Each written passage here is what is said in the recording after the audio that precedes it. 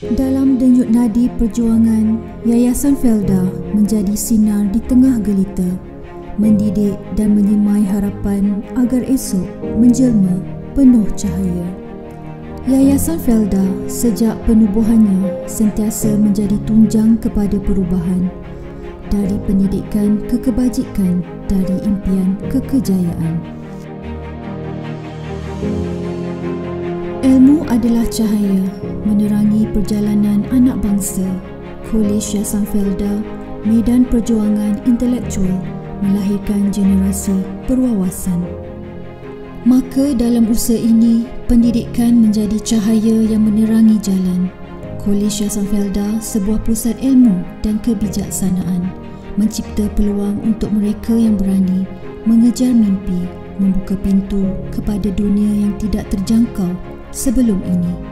Di sini, pelajar tidak sekadar menimba ilmu, tetapi juga menempa diri, menajamkan minda dan membentuk hati yang tegar. Kolej ini bagaikan pelita yang menyuluh jalan, memberi harapan kepada mereka yang dahulu hanya melihat langit tinggi sebagai impian yang jauh. Dalam perik jerih menahan derita, ada tangan yang menyambut penuh kasih. Pusat Hemodialisis Felda bukan sekadar tempat rawatan, tetapi rumah harapan bagi mereka yang berjuang. Pada setiap denyut nadi ada nyawa yang bernilai. Di sini, kehidupan yang rapuh kembali bertenaga kerana kepedulian tidak pernah surut. Di Taska Felda, tawa anak-anak berlarian seperti angin pagi. Mereka adalah titipan masa depan, disirami ilmu dan kasih agar membesar dalam pelukan harapan. Kasih yang disemai sejak kecil mekar menjadi impian.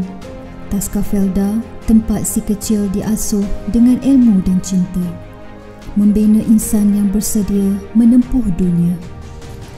Di sinilah langkah pertama menuju kejayaan dimulakan. Taska ini bukan sekadar tempat penjagaan, tetapi tempat untuk melahirkan insan yang berbudi pekerti, menanamkan nilai yang akan terus berkembang seiring dengan usia.